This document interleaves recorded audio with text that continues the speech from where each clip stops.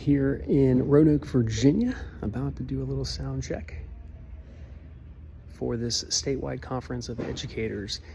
Talking a little lightly because people are in here, but I want to show you all a couple things. This right here is they call it a confidence monitor. I call it a downstage monitor. It just sounds better. And that is so that I don't have to look behind me at those slides. And the reason why that's important, if you've watched some other videos, then you know you never want to turn your back on an audience.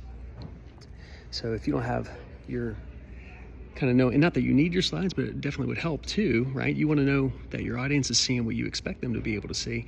So instead of turning your back, you have the monitor right in front of you. Big tip. The reason that's there is because I asked for it. Okay, that's huge. You have to set yourself up for success. They don't necessarily know that you need that, and most speakers don't even ask. I also got copies of my book. This allowed me to also get to option 2 fee.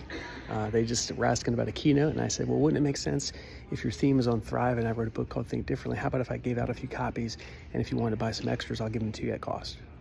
Boom. That was another $1,500. I also pushed the lectern back. That's not a podium. The podium is this. The lectern is what you stand behind, but good speakers never stand behind a lectern, right? So what I did was I pushed it back a little bit, so now I can walk in front of it. Okay. We did a sound check yesterday, but we're going to do another one today. This is also my own clock that I bring with me. I bring an extension cord as well, but this right here is my own clock.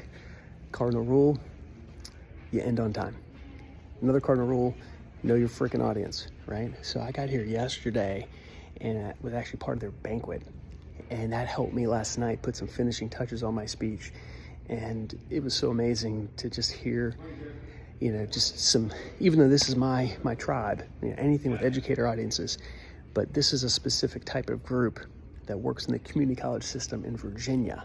And some of the things that they shared about Virginia's challenges is unique for them. So I'm going to be tailoring and integrating that in. And they set me at the head table right in between some sponsors who also noticed that I was there early. They said, and this has happened several times, if you've watched other videos and other things I've read that I've put out, big speaker tip, show up early, stay as late as you possibly can.